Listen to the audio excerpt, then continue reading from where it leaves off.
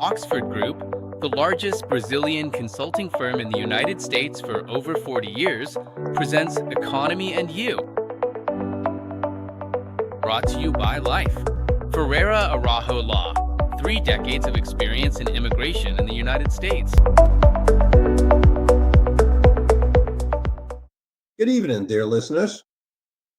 Today, we're going to talk about a topic whose importance is really being overlooked amid all the rumors, disputes, and key relationships for global development, which are rare earths and other strategic raw materials. However, water, so essential to humanity, with its scarcity, well known in some segments of our society and not so valued in those where it is relatively abundant, it hasn't been treated with the importance it deserves, both for health and for the economy. For this reason, we've invited Professor Marcio, who is one of the leading experts on this topic worldwide, and who will surely bring us valuable insights about the importance of water and how it can contribute to the economy and your health. Marcio, thank you very much for being on our show.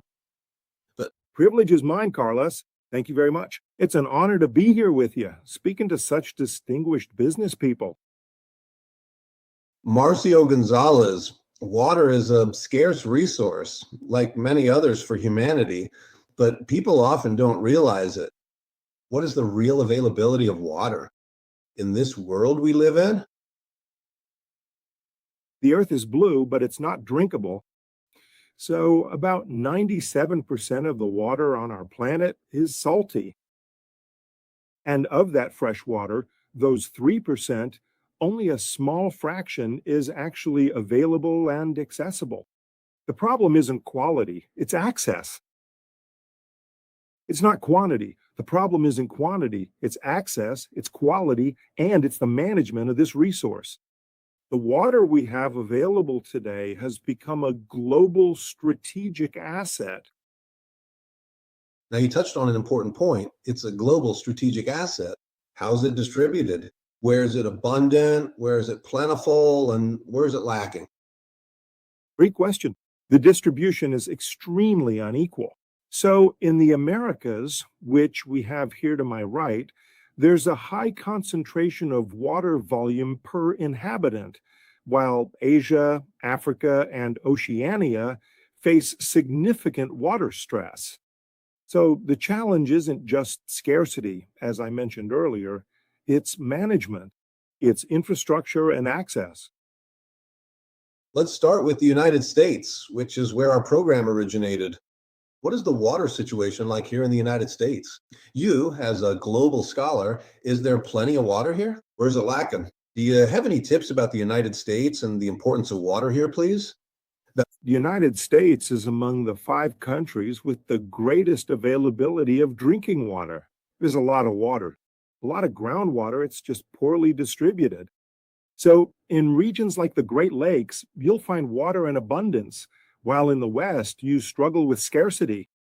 Again, the challenge is efficiency, the quality of that water, and smart management of such a strategic resource.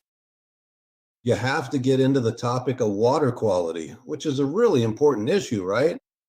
What is the economic value of water? How do you see this as someone who studies these things over time? Water, Carlos, is the foundation of the economy.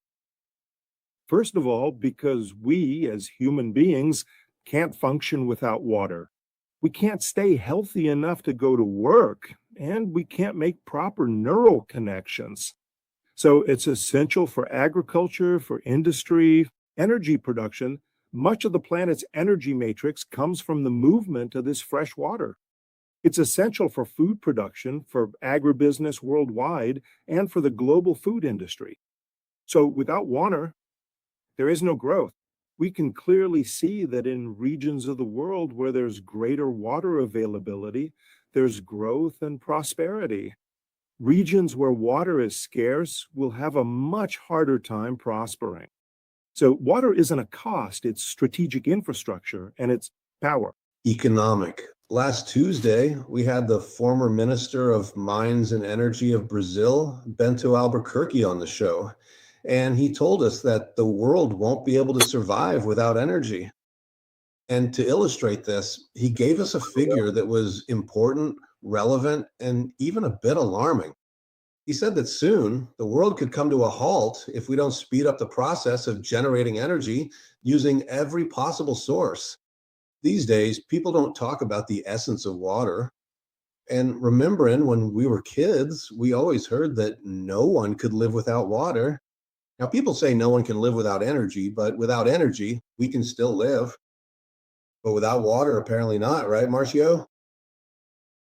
Yeah, what happens is that we are 70% water. So from the earth to the cell, this universal solvent decides what goes in and what comes out of our bodies, of our cells. Quenching your thirst happens here in your mouth, but hydration happens at the cellular level. We're talking about how easily and how well this water can enter the cell and make the human body function perfectly. Our bodies are made up of 70% water. So, without drinking water, death becomes inevitable within 48 to 96 hours, unlike with food. And one point I want to highlight here. Today, in many regions that struggle with water scarcity, we have the possibility of producing water from seawater, a process called desalination, which is this process has been around for about 30 years on the planet and has been improving in efficiency because although it is effective using membranes and high pressure to remove salt and impurities, it is still an expensive system and one that generates a significant amount of waste. When you don't optimize efficiency, often for every liter of drinking water you produce, you generate 1.5 liters of waste.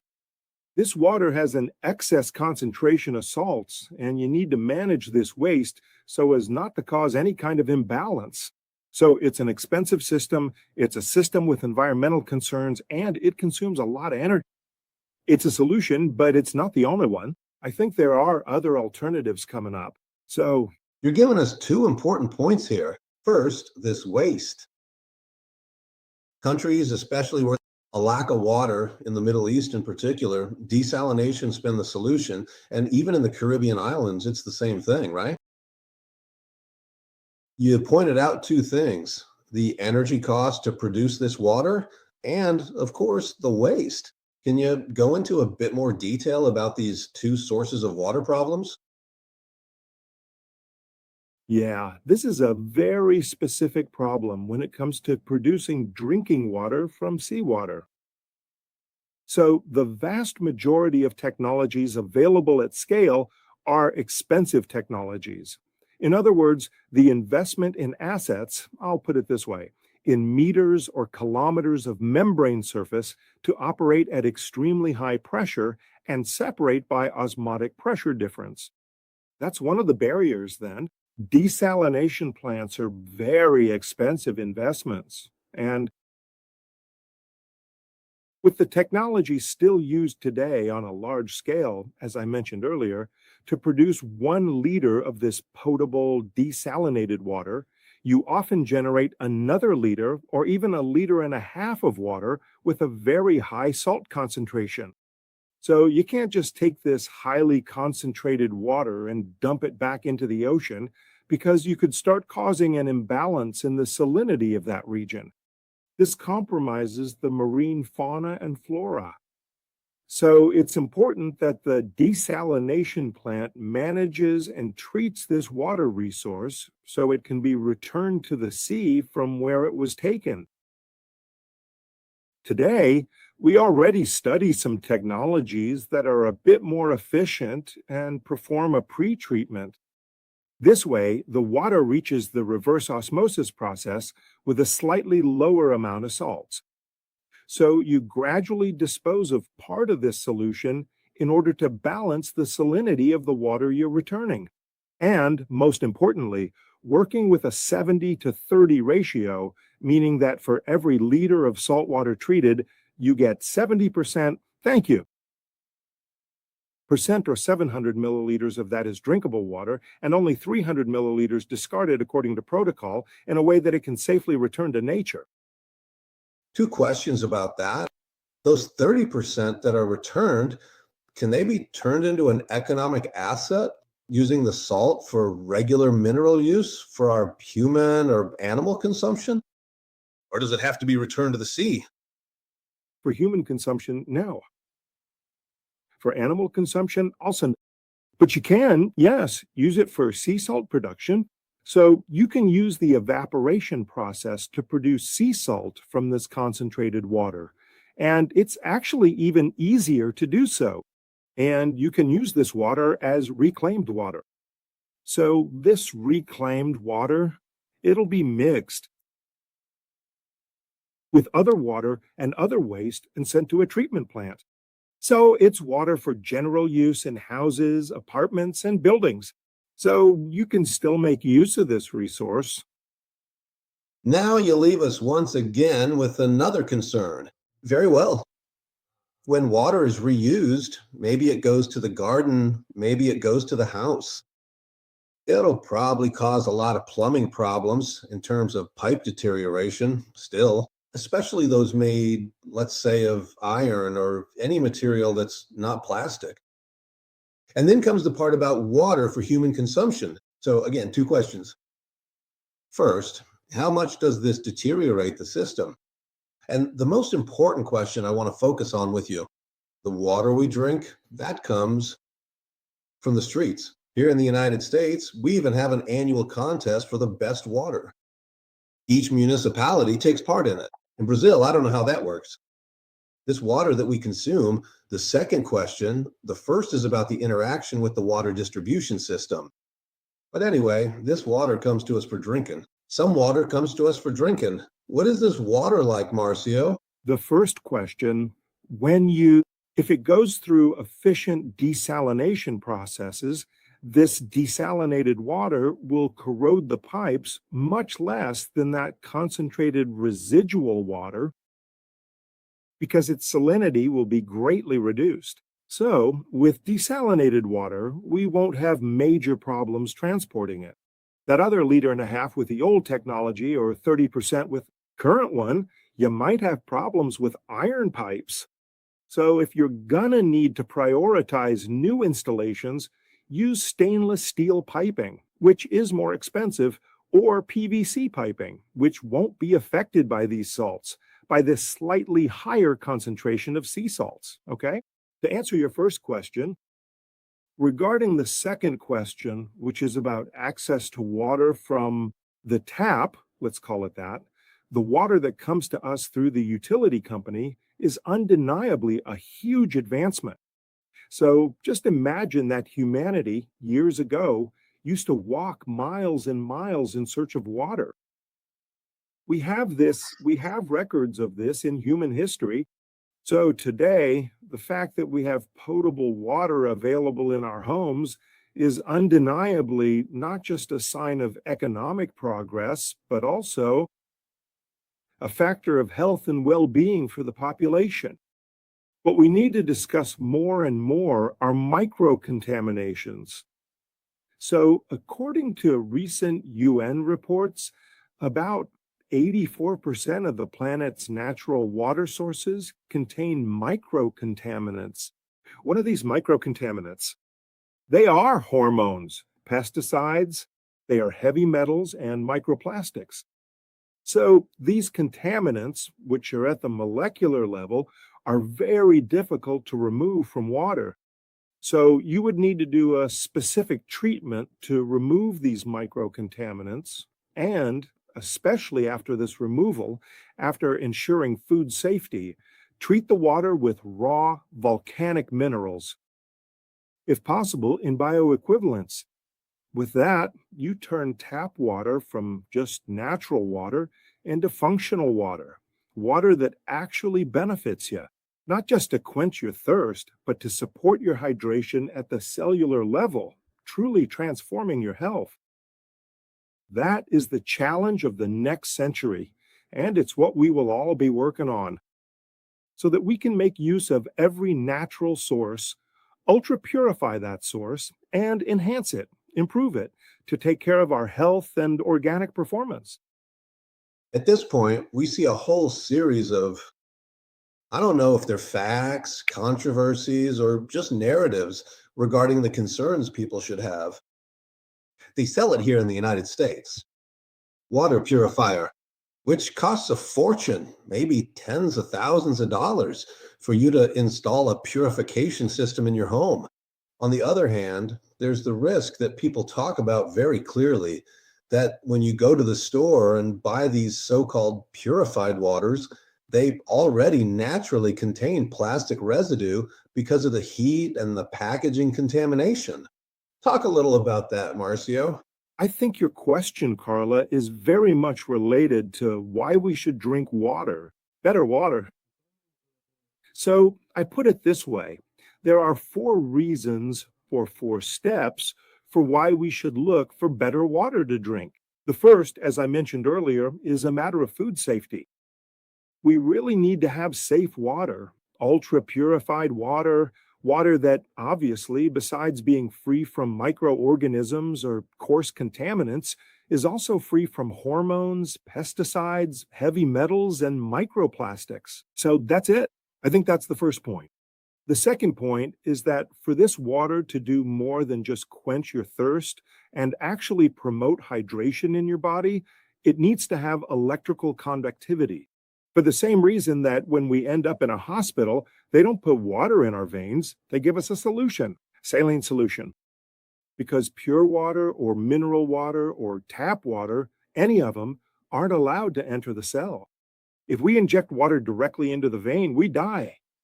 So water needs salinity, it needs conductivity, and to use a biochemical term, it needs to be isotonic. Therefore, it needs to have an electrical conductivity of 25 degrees.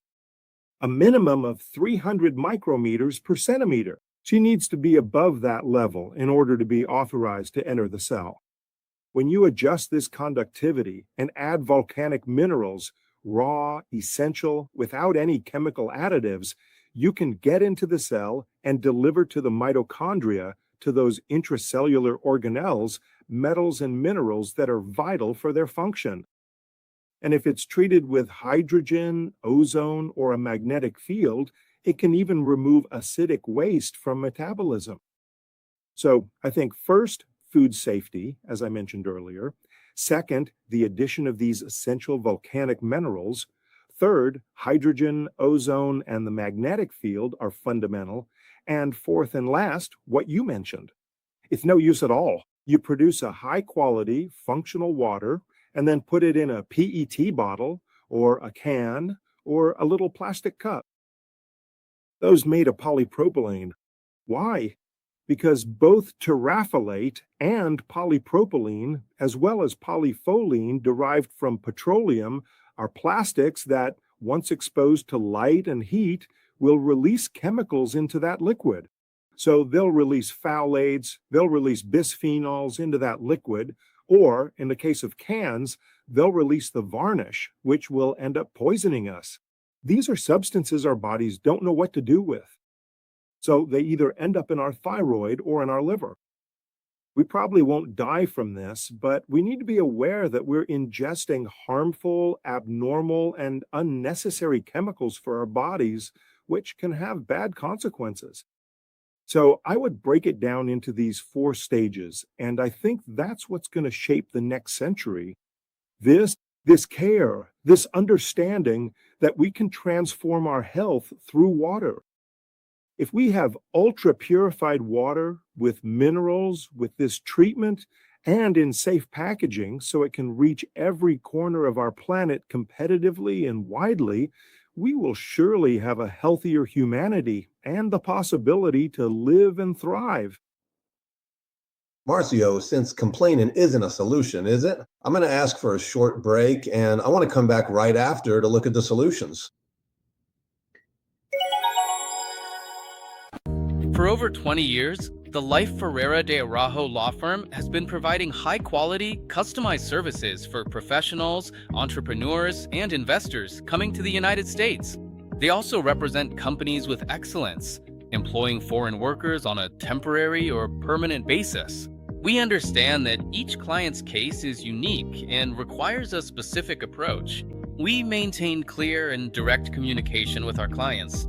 Get in touch to find out more. Lifelaw.com.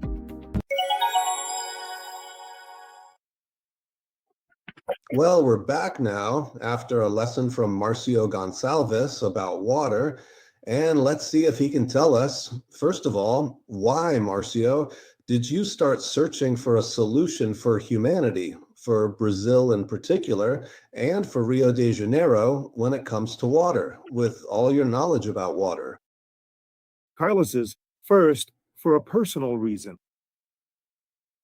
My mother was a music education teacher, a woman who didn't drink, didn't smoke, and had healthy habits. However, she developed cancer in her intestine and colon, and although she had surgery, she passed away 2 years after the operation. And she was the main person who encouraged me to study chemical engineering, to get better at math and balance both hemispheres of my brain at that time. And I used to ask her doctor why someone who had healthy habits, who didn't drink, didn't smoke, and was cheerful, a pianist, why did she end up dying of cancer? To me, cancer was associated with sadness. And he explained to me, back then, that among her few unhealthy habits was drinking carbonated soda. So at breakfast, throughout the whole day, this caused her sugar intake to be very high. The intake of carbonic acid, phosphoric acid, acids present in these drinks, in the vast majority of carbonated beverages, put her body fluids into a state called acidosis, which is the absence of oxygen when the pH of our body fluids drops. This biological environment is favorable for the development of autoimmune diseases like cancer, lupus, osteoporosis, and diabetes. And I said, well, how do you fight this? Since it's often hard to convince someone not to drink soda or not to eat sugar, not to have carbonated drinks, how do we go about reversing this? He said, oh, my son, only volcano water. I said, wait, volcano water? What do you mean?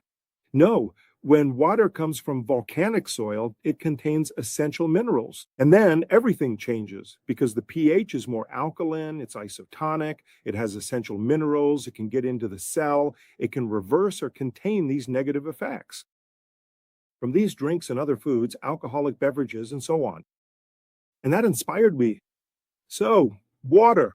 That was my graduation project in chemical engineering. I graduated in 2001 as a chemical engineer from Santa Cecilia University in Santos. I didn't have the financial means to do the project, so I kept working at the multinational I was at back then, which was Bung. Then I moved to Cargill and continued my life as an executive. And we sold one of the companies from the Cargill group in 2010. And as an executive, I received the bonus and built the prototype for the water, which was a purification system that, starting from any natural water source, subjected that source to 8 ultra-purification processes at the molecular level, making sure all impurities or micro-impurities were eliminated, including the original salts. In other words, there's a transformation of the identity of this water. It is reset to 0. And halfway through this process, I would add volcanic salts so I could reinvent this water, so I could recompose it. And finally, I would bubble hydrogen and ozone through it and pass it through a magnetic field to produce a water that, besides being safe for consumption, would also be functional for our bodies. This prototype was created in 2010, and honestly, everything went wrong.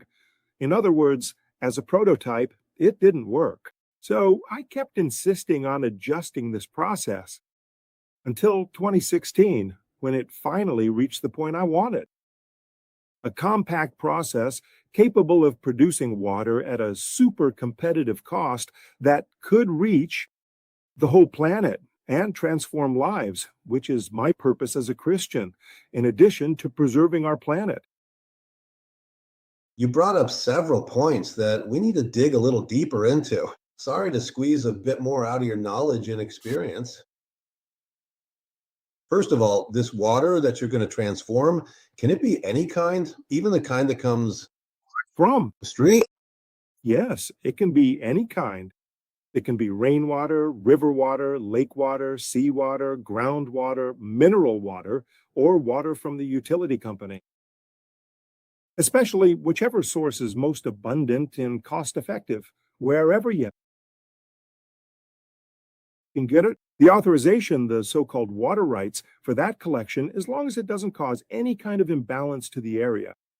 So, the most interesting thing is that we'll be able to collect whatever water is available locally, meaning we can make the transformation right there. So, this keeps me from being limited to just one source.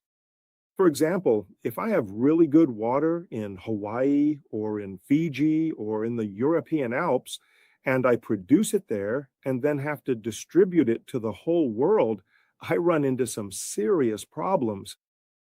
Logistical problems, cost issues, spending issues, Colorado 2 emission problems, and the risk of contaminating that water, which will take so long to reach the consumer if it doesn't have proper packaging. Whereas when I develop a system that lets me use any local natural source, I cut out that supply chain. I shorten it, making functional water ready and available right there, wherever there's any natural source we can use. Now, you brought up another topic. Very good. We're seeing that one of the problems with water is logistics. That is, the logistics of transportation. Besides the cost, which becomes huge, there's also the issue of water deteriorating due to natural factors, like you mentioned earlier, light, temperature, and so on. And that brings up the question, when you produce this water, does the person have to drink it right at the source for it to be natural? Or is there some kind of packaging that's been created or that you've created that prevents this kind of problem? Contamination of the product, the water by the packaging? You know, the FDA analyzes three things in the United States. First, of course, whether there's any content, which in water means there's nothing wrong. There's nothing wrong that could be forbidden logically with the way you inform people on the label. But the essential point is exactly what you pointed out, but it seems like it's not being taken into account. The contamination of the product inside, in this case, the water, by the packaging. Is there a solution for this, Marcio? Man, Carlos, there is a solution, and our Lord Jesus gave it to me in a powerful way. Back in 2019, when I managed to buy some samples of so-called bioplastic, green plastic, a linear polymer derived from ethanol. So in Brazil's case, we have ethanol from sugarcane, and in the United States, ethanol from corn. You can polymerize this ethanol and produce a plastic. It's still not biodegradable, but it's a plastic that, besides being inert, doesn't leach any chemicals into the liquid it contains. It allows the product to breathe, has a low barrier, is very lightweight, won't release microplastics into the environment, and can store and transport this water when needed. So, imagine that you can bring this purification system directly to people in a decentralized way, from residential systems to systems for buildings, businesses, and even larger systems for producing these eco-friendly bottles. So you don't have to transport things very far. But even when you do need to transport, we've developed a packaging solution that's sustainable and extremely lightweight. The reduction in waste volume is 90%. The reduction in waste weight is 75%. The reduction in CO2 emissions from cradle to grave, it reaches up to 80% compared to PET, for example. So it's actually a really interesting solution that manages not only to protect us, its packaging that doesn't poison us, but instead preserves and protects the environment. So this is a final stage that turned out to be really interesting in our project. Well, I want to come back to this topic because it's important. The fundamental difference between this water you produce and the water that we can buy for 4 cents a bottle here in the United States must be huge in terms of cost. Because just imagine here you go to a gas station and 40 small bottles cost $3.99. Were you successfully able to figure out a solution in a way that, even though the water has all these unique regional characteristics and qualities, it still maintains a highly competitive and affordable price throughout Brazil? No doubt about it. That's a strong point. It was a premise of the project because there would be no point in living out the purpose of transforming lives and preserving the environment if we denied accessibility. So, our system, just to give you an idea, takes up 35 square meters and has 15 kilowatts installed.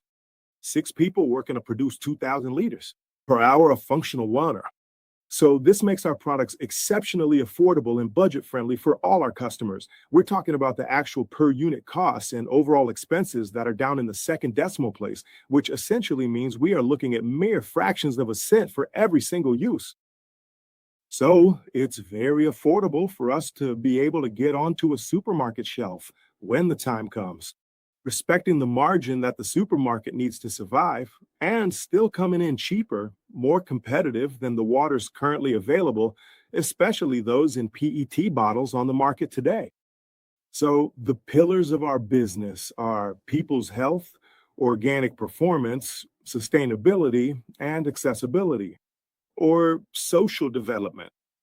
In other words, what we want is not just for people to drink water, but for them to be able to buy it to resell, for them to be able to move up socially through this resource. Marcio, now, not wanting to get into your business secrets, but kind of doing so anyway. We have a type of water that all of us would really like to have in our homes, right? Now, it has some essential qualities, as you mentioned, but I was reading some documents about your company and I saw that you have several types of water. Can water have types? What does this type of water represent? How's it made? What does it do that's good or bad for us? What's really interesting is that today we already have 6 protocols developed and patented in 8 regions around the world. And basically, what changes in these protocols is the amount of salts and the formula of the salts that are added. So imagine that depending on your culture, your background, your habits, you'll easily adapt to a water that has a higher pH, like pH 10, with a conductivity of 1,000, with 40 milligrams from 8 sources of magnesium, which is one of our protocols called Fitness. And it's fantastic. I joke that it's the best water in the world. It's extraordinary. It's super complete. However, this water, if you pay attention to the details, it has a different taste. It's so, but it does taste different. And someone will drink it and say, I didn't like it. I prefer regular water. That's what they'll say. So we developed a milder protocol than this one, for example. It has a pH of 8.5 instead of having 1,000 conductivity. It has 500 instead of having 40 magnesium. It has 15. It'll get you to the same place, but you need to drink a bit more. So it's a water that we call everyday water, an everyday protocol, which is more accessible. It's a protocol that's more popular for those who are just starting out on this journey to improve the quality of the water they drink. We also have a zero protocol. It's a protocol that's super alkaline, has a pH of 10, a conductivity of 1,000, and contains 8 sources of magnesium totaling 40 milligrams. But it's zero sodium, aimed at people with kidney issues, those with high blood pressure, and women who tend to retain more fluid than men. So it's to help women on a detox diet, to help people who are taking Manjaro, who've had bariatric surgery. In other words, those who are drinking a smaller volume of water. And they need the quality to be much higher, but they also need to stay away from sodium. In the same way, it's really to give athletes the chance not to depend on the current sports drinks, which have coloring, preservatives, stabilizers, acidifiers, and white sugar. So you don't need to put 5 different chemical groups into your body just to replenish electrolytes. That's absolutely unnecessary. That's technology from 60 years ago. We developed a protocol for high performance athletes called O Sports, which we have. Protocols with 2,500 with 3,000 conductivity with 100 milligrams from 3 sources of bicarbonate to help remove lactic acid from muscle fibers, reduce discomfort, improve recovery, and increase the power and physical capacity of these high performance athletes without poisoning them, without adding chemicals or putting it in packaging that releases bisphenol or phthalates. And of course, we couldn't forget, thank you, our pets. So we have a specific protocol for dogs and cats where this ultra purified water has a pH just above neutral, around 7.5, with lower conductivity. The renal system of dogs and cats is simpler than ours, with conductivity close to 300, but it receives phospholigosaccharides and glycine. So the essential amino acid and the prebiotic that have been proven to improve quality of life over the years for our friends at home, our pets. So, as part of our development for launch by the end of this year, we have water as a protein supplement, water with creatine, and water with collagen, which are new products that will come not only in liquid form, but also as powder sachets, which will have minerals, vitamins, creatine, and collagen, as well as the gummies, which will also have these substances, always with no chemical additives, no flavoring. If you add flavor, there's no story to tell. Oh, but the flavor is 100% natural. Forget it, it's not. That's just a story to fool people. So we work without flavoring, clean label, so people can get their supplements without unnecessary poisoning. Wonderful. Our time is up, but I still have one more question. Where can this water be found? And what part of the world? I know that in Brazil, you have clubs, you have a social area that brings it to communities. Give us a bit of an overview of the distribution of this product. Cool. Today, we already have companies open in 8 countries where we hold the patents. So we opened Agawaga branches in Japan, China, Zambia, Angola, Dubai, Barcelona, here in the United States, and also in Brazil. In Brazil, we're already in our 3rd year of operation. We're present in 900 points of sale, and we've produced a little over 20 million bottles in these 3 years of operation. We have the privilege, the honor of hydrating 17 soccer clubs, among them Flamengo, Corinthians, Vasco, Botafogo, Remo, Paysandu, Tunaluso. There are 17 clubs in total. Soccer, just like sports in general, is a field that values performance. So having a water that influences physical stamina, neurosynapses, the ability to concentrate, and the focus needed for quick decisions is very important for the clubs. Besides that, of course, it also raises the ESG standards of these organizations, which, for the most part, have either become SAFs or operate as companies with governance and management. So this fills us with pride, this proven success that has been happening so far in Brazil. And it motivates us to work on a licensing model where we select distributors and retailers who already produce water around the world, because if they already sell about 180,000 bottles per month, which is a small number, I can already license this production unit to them. And they already start at break even. They start out without needing to keep putting in money every month until the business gets there. So, in general terms, that's where our business stands right now. And we are very, very happy with this, which Jesus has given us, and that we will be able to transform lives, protect the environment, and make Jesus known all over the world through his water. Wonderful. What is your final message for our listeners? I think you've already started, but go on.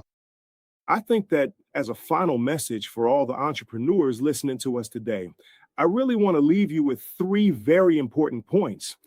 I think the first key takeaway is that being an entrepreneur in such an incredibly competitive world is not easy at all for anyone. So you need to persist endure, understand your calling, understand your purpose, and never compromise your principles and values. I joke with everyone and say, I'm absolutely certain that any project I get involved in, and with this project, water, it's going to work out for one simple reason. I am unstoppable in the name of our Lord Jesus. I don't give up. I don't stop. So I think that's the first tip. The second is pay attention to and value water. The water you drink, the food you eat, the number of hours you sleep and rest each day, the quality of your sleep, the physical exercise you do for at least 20 minutes a day. Every entrepreneur listening to us right now who has a busy, stressful life absolutely needs to take care of themselves. Because if they're not doing well, the company won't do well. There's no such thing as a strong business with a weak owner. We need to be in really good shape.